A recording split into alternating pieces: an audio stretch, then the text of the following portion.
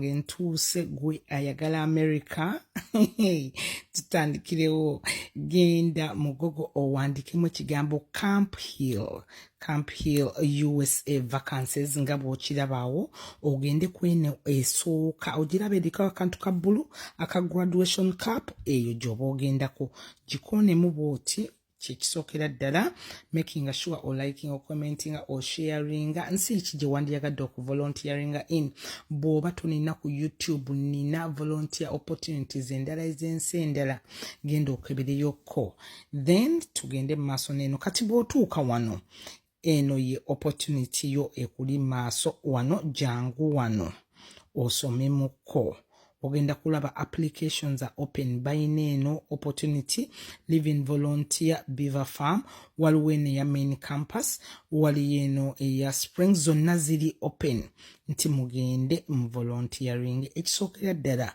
oyajja kugamba ezo ebyo ebintu si by'abantu bali bweru bokka Abamerika tebatwala bantu from Africa muganda wange agenda kuba akulimba jangu wano knowledge is power nekulwayo knowledge teina maanyi you make it powerful jangu wano wali ekipeesa kya blue bw'oti okoonemu ogende wali ekigambo about buli lw'ogenda ku website noonya nnyo ku frequently asked questions waaki bajja kuddamu ebibuuzo byo nga tebiriiko nti ate ono yagambye bw'atyo kubanga bamanyi abantu babeera n'ebibuuzo nga beebuuzo jangu wano ku about okwatewo bw'oba otuusaawo okkirire noonya ng'akagambo kano FAQs kategeeza frequently asked questions ebibuuzo abantu abasinga bye babeera nabyo ate zino website tekuliko muntu annyonnyola so batekuteerawo singa olina ekibuuzo kino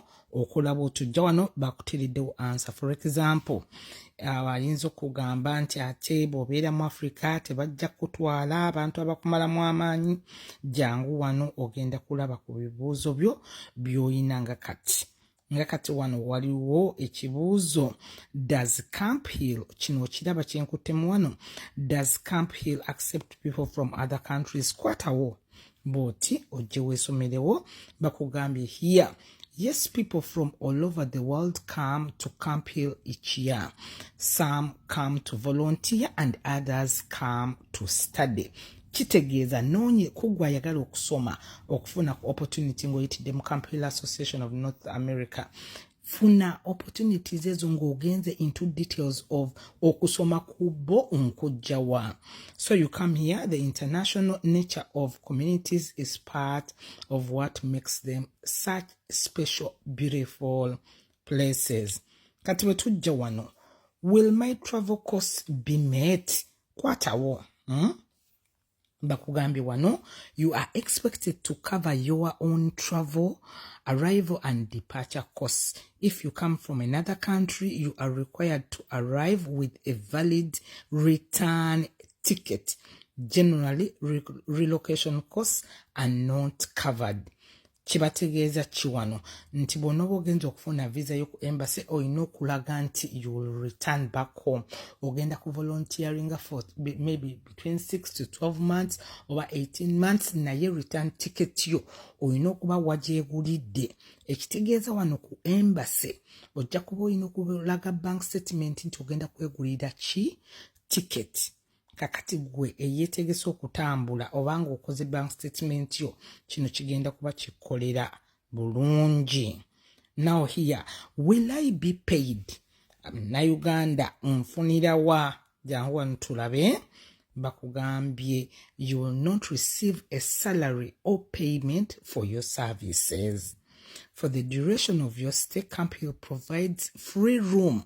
Kakati wali ku embassy bwe kijja ku wetaaga sente meka zogenda okuspendinga ku accommodation wano babeera bakukavarinze ku accommodation ekitegeeza wali ku embassy ne bw'onooba tolina sente nnyingi naye ng'olaga nti ojja kuba osobola okwesasulira ticket to go and return. Kitegeeza bank statement ensaamusaamu ebeera nnungi awo. Wano bajja kuba bakuprovidingira free room and board or a private room is in shared housing for each person and nourishing mostly organic meals, access to a car, toiletries and other basic essentials. You will also receive a modest pocket money stipend to enable you to cover accidental expenses. Health insurance may be provided.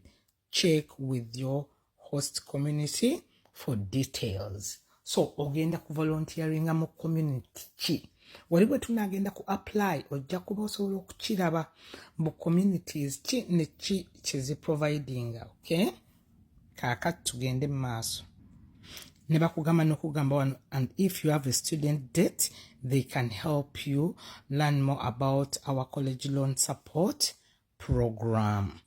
Kakati wano bw'oba ovuddewo guys nga ogenze mu bino ebibuuzo byonna ofunye some idea about what you're going to apply for, this is when you can come back here.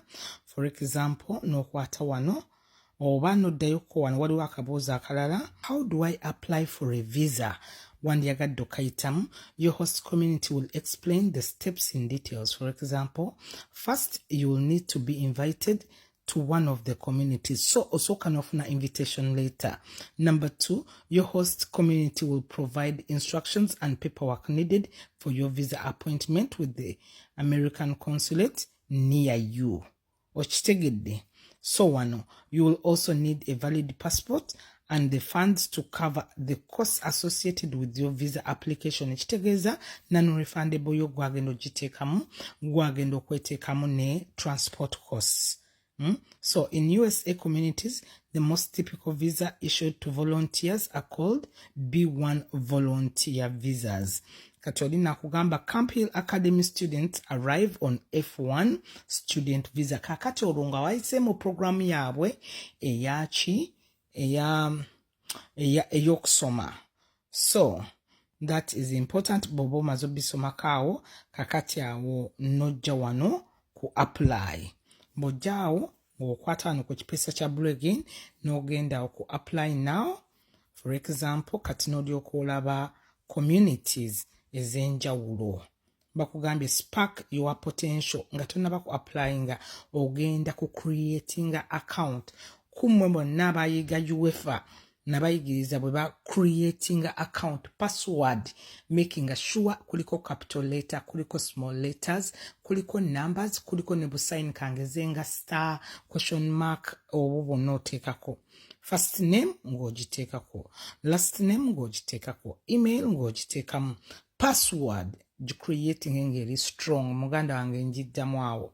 So confirm password ng'ogiddamu, then wanoka naka boxi. By creating an account, you agree to our terms. Katikinge, then nja kulaba mu email nga bakuweereza the different opportunities zoyinza oku-applyingira. I wish you good luck. Era muganda wange teweerabiranga nti buli lunaku buli kimu kisoboka. Toggwanga mu maanyi.